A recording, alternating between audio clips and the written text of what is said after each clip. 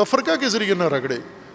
اگر اس کے پاس علمی طاقت ہے، اگر اس کے پاس استدلال ہے، اگر اس کے پاس دلیل ہے، مطالعہ ہے، علم ہے، تو علم کے ذریعے سے مخالف کو جواب دے، اس کو منہ بند کرے، اس کی دلیل کو باطل کرے، اس کے دعویٰ کو غلط ثابت کرے دلیل کے ذریعے، نہ تفرقے کے ذریعے اور نفرت کے ذریعے. اب قرآن کریم کی جو آیات ہیں ان میں سے ایک دو میں آپ کی خدمت میں عرض کرتا ہوں. سورہ آل عمران آیا 103 میں وَاعْتَصِمُوا بِحَبْلِ اللَّهِ جَمِيعًا وَلَا تَفَرَّقُوا، اللہ کی رسی کو تھام کر اپنے آپ کو محفوظ کرو. حبل اللہ تھام کر، حبل اللہ سے تمسک کر کے اپنے آپ کو محفوظ کرو، اعتصام کرو. جمیعاً سب مل کر، ولا تفرقوا، اور اس جمعیت کو دونوں چیزوں کا خیال رکھنا ہے. اعتصام بھی ڈھیلا نہ ہو، مضبوط گرفت اللہ کی رسی پہ رکھنی ہے، اور جمعیت بھی منتشر نہ ہو، جمعیت بھی پراکندہ نہ ہو، جمیعاً کو بھی محفوظ رکھنا ہے. ولا تفرقوا واذکروا نعمت اللہ علیکم اذ کنتم اعداء فألف بین قلوبکم فاصبحتم بنعمتہ اخوانا وکنتم علی شفا حفرۃ من النار فانقذکم منہا کذالک یبین اللہ لکم آیاتہ لعلکم تہتدون. انہیں بتایا ہے کہ کل تم ہلاکت اور جہنم کے کنارے پہ تھے رسول اللہ کے آنے سے پہلے، جب اوس و خزرج تھے اور آپس میں قبائلی اور قومی اور علاقائی جنگیں تھیں تمہاری، تو بالکل نیستی و نابودی کے قریب تھے.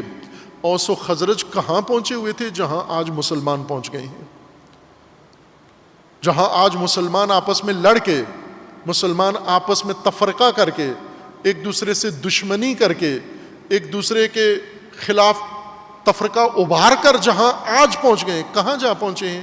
آپ توجہ کریں کہ اللہ تعالیٰ نے قرآن میں جن کو ذلیل ترین قوم کہا ہے وہ مسلمانوں کے اوپر مسلط ہو رہے ہیں. کس طرح ڈٹھائی کے ساتھ ایک ایک کر کے عرب ریاستوں کے اوپر اسرائیل مسلط ہو رہا ہے. یہ تفرقے کا نتیجہ ہے. اگر تفرقہ نہ ہوتا، کیوں اگر کشمیر آج پسترین انسان مودی کس طرح ہندوستان کے مسلمانوں کی ناموس سے کھیل رہا ہے اور تحقیر و تذلیل ہر روز کر رہا ہے، مسجدوں کی جگہ مندر بنا رہا ہے، مسجدیں گرا رہا ہے، مسلمانوں کی ہتاکی کر رہا ہے، اور کشمیر کو کس طرح سے لتاڑ رہا ہے اور بے حرمتی کر رہا ہے، اس کس چیز کا نتیجہ ہے؟ تفرقے کا نتیجہ ہے. تفرقہ یہاں نابودی تک پہنچا دیتا ہے. وَلْتَكُنْ مِنْكُمْ أُمَّةٌ يَدْعُونَ إِلَى الْخَيْرِ وَيَأْمُرُونَ بِالْمَعْرُوفِ وَيَنْهَوْنَ عَنِ الْمُنْكَرِ وَأُولَئِكَ هُمُ الْمُفْلِحُونَ. وَلَا تَكُونُوا كَالَّذِينَ تَفَرَّقُوا وَاخْتَلَفُوا، تفرقہ نہ کرو اور ان لوگوں کی طرح بھی نہ بنو جنہوں نے تفرقہ کیا ہے. لا تکونوا کالذین تفرقوا، تفرقہ والوں کے مشابہ بھی نہ ہو، تفرقہ والوں کی مانند بھی نہ ہو، تفرقہ والوں والی حالت بھی اپنی مت بناؤ تم کہ تفرقہ کبھی ہے وہ ممنوع ہے. عزیزان، اور اختلاف مت کرو. اور متعدد آیات ہیں قرآن کریم کے اندر جو ہمیں افتراق سے روک رہی ہیں کہ افتراق جرم ہے، اور ہم کتنی ڈٹھائی سے افتراق کرتے ہیں، تفرقے کی باتیں کرتے ہیں. ہر مسلک، ہر فرقہ کوئی کمی نہیں چھوڑتا، کوئی اپنے آپ کو پیچھے نہیں رکھتا کہ یہ تفرقے کی بات ہے میں نہ کروں اس میں.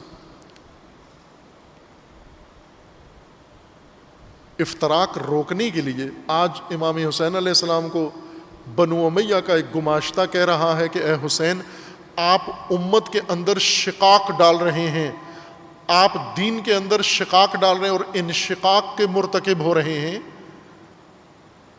امت کے اندر تفرقہ ڈالا گیا، اگر امت کا یہ ظاہری ڈھانچہ بچا ہے تو یہ اہل بیت اور امامت کے رہین منت ہے. یہ علی اور امیر المومنین کی 25 سالہ فداکاری کا نتیجہ ہے.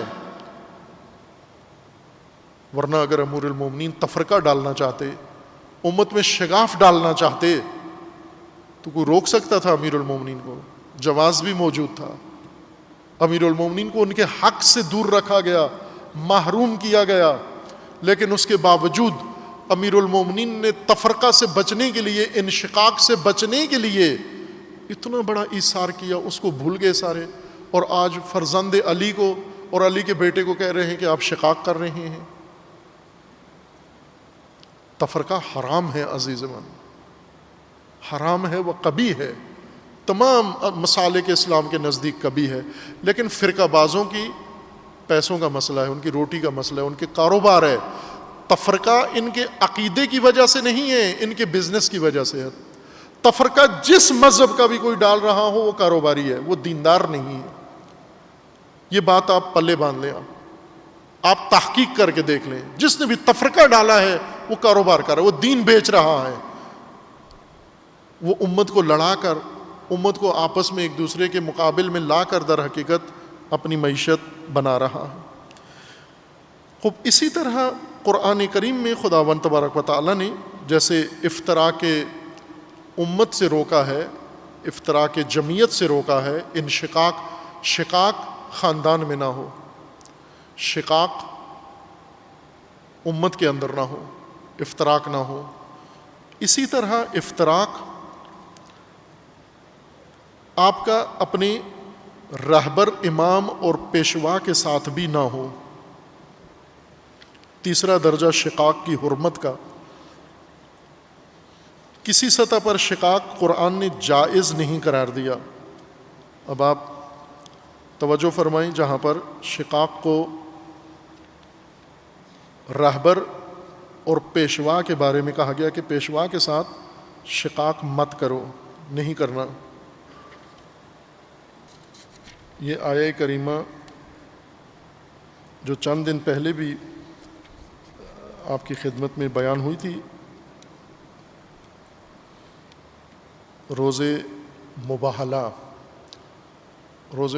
رہبر معظم کی کتاب سے ایک اقتباس آپ کی خدمت میں پیش کیا تھا، اور اس کے اندر یہ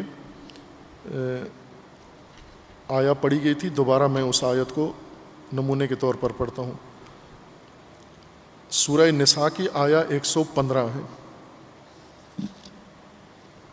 وَمَن يُشَاقِقِ الرَّسُولَ مِن بَعْدِ مَا تَبَيَّنَ لَهُ الْهُدَى وَيَتَّبِعْ غَيْرَ سَبِيلِ الْمُؤْمِنِينَ نُوَلِّهِ مَا تَوَلَّى وَنُصْلِهِ جَهَنَّمَ وَسَاءَتْ مَصِيرًا۔ سورہ نساء آیہ 115۔ وَمَن يُشَاقِقِ الرَّسُولَ، جو شقاق کرے گا رسول کے ساتھ،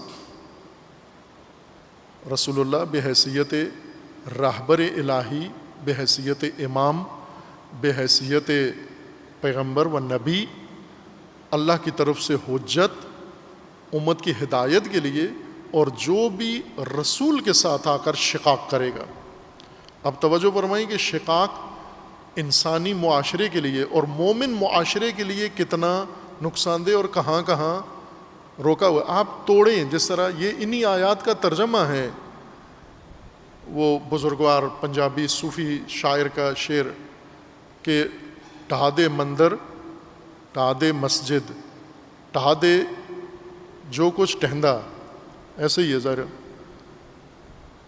ٹھا دے مندر، ٹھا دے مسجد، ٹھا دے جو کچھ ٹہندا، یعنی توڑ دے، جو ٹوٹتا ہے توڑ دے، مسجد توڑ دے، مندر توڑ دے، اور بھی جو ٹوٹتا ہے توڑ دے، تو پر کسے دا دل نہ ٹھاویں، او دلاں وچ رہندا۔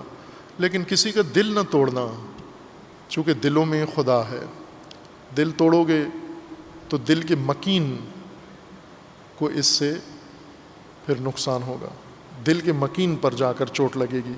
دل نہ توڑنا کسی کا، یہ انہی آیات کا ترجمہ ہے۔ شقاق، آپ اینٹیں توڑو، آپ بلڈنگیں توڑو، آپ روڈ توڑو، آپ گملے توڑو، آپ گلاس توڑو، آپ میزیں توڑو، آپ کرسیاں توڑو، آپ شیشے توڑو، آپ جو ٹوٹتا ہے توڑو، لیکن خاندان نہ توڑنا، ازدواجی زندگی نہ توڑنا، سماجی رابطے نہ توڑنا، صلہ رحمی نہ توڑنا، امت میں شگاف نہ ڈالنا۔